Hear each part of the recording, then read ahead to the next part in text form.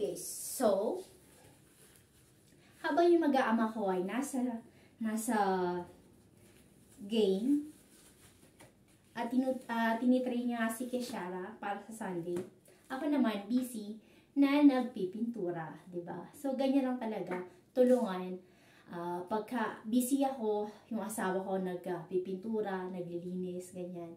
Pagka hindi man ako busy, bumababa ako dito sa baba para tulungan siya na magligpit, magpintura, or kung ano pa man na pwede kong gawin, diba? So, tulungan lang sa bilang mag-asawa.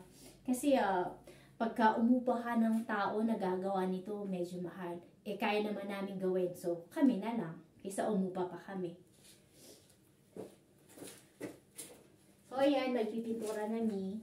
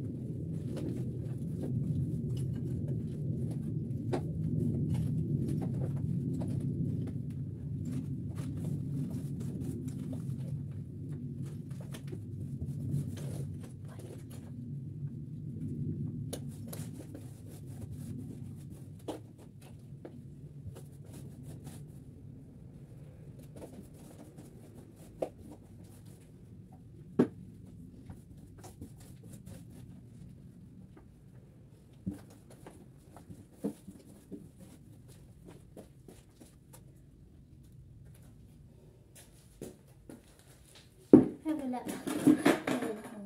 Ayan. Paubos na yung aking pintura. So, bukas pupunta kami sa store. Bibili kami ng pintura, ng semento. Ayan. Kasi, paubos na. I-finish pa namin tong lapag.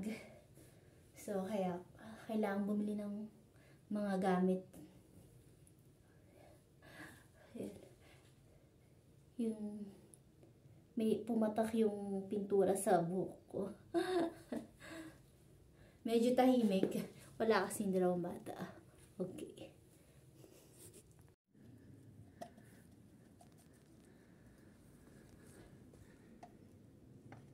I will say the day in my life.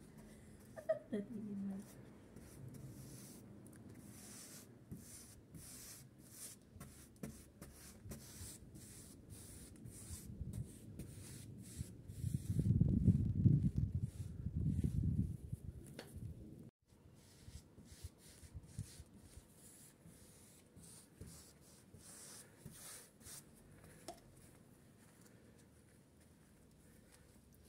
Hi guys! Welcome to our home sweet home!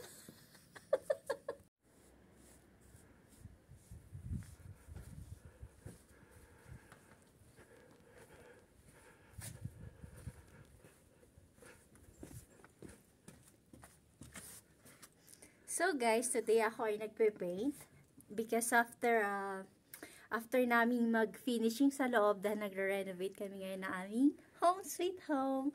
Ako ngayon isang dakilang painter. So ayan.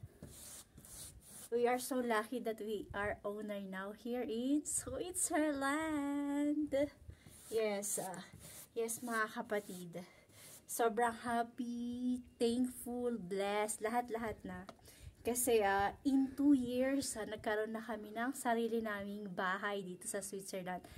Napakahirap magkaroon ng sariling bahay dito kasi usually ang mga tao dito sa Switzerland ay mga nagre-rent lang sila ng bahay. Pero kami ay sobrang lucky. Kasi sobrang